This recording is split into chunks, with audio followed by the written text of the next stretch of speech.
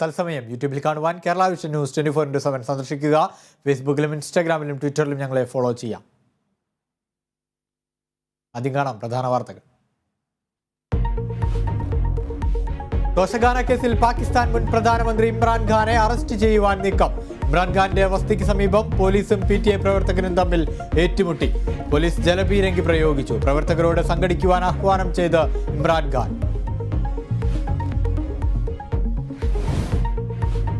കൊച്ചി കോർപ്പറേഷനിലെ പോലീസ് നടപടിയിൽ സഭയിൽ പ്രതിപക്ഷ പ്രതിഷേധം. സ്പീക്കറുടെ ഡയസിന് മുന്നിൽ ബാനറുമായി പ്രതിപക്ഷാംഗങ്ങൾ. അടിയന്തര പ്രമേയത്തിന് അനുമതിയില്ല. പ്രതിപക്ഷം സഭ വിട്ടു. അടുത്ത തവണ തോൽക്കുമെന്ന് ഷാഫി പറമ്പിലിനോട് സ്പീക്കർ.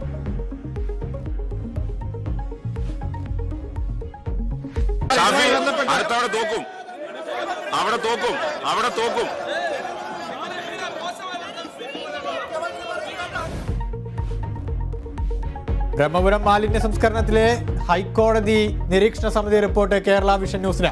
മാലിന്യ സംസ്കരണത്തിന് ശാസ്ത്രീയ സംവിധാനങ്ങളില്ലെന്ന് നിരീക്ഷണം.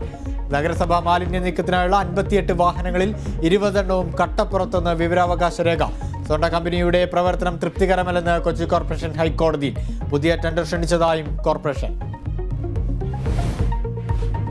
രാഹുൽ ഗാന്ധിയുടെ UK പ്രസംഗത്തിൽ പാർലമെന്റ് ഇന്നും പ്രക്ഷുബ്ധം. മാപ്പ് പറയണമെന്ന ആവശ്യത്തിൽ ഉറച്ച് BJP. അദാനി വിഷയത്തിൽ അന്വേഷണം ആവശ്യപ്പെട്ട് പ്രതിപക്ഷം. ഇരുസഭകളും ഇന്നത്തേക്ക് പിരിഞ്ഞു.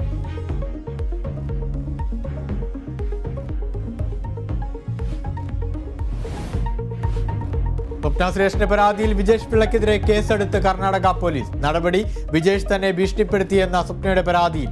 കേസെടുത്തത് ബംഗളൂരു KR-പുര പോലീസ്. സ്വപ്നയ്ക്കെതിരെ നിയമ നടപടിയുമായി മുന്നോട്ട് പോകുകയെന്ന് MV ഗോവിന്ദൻ.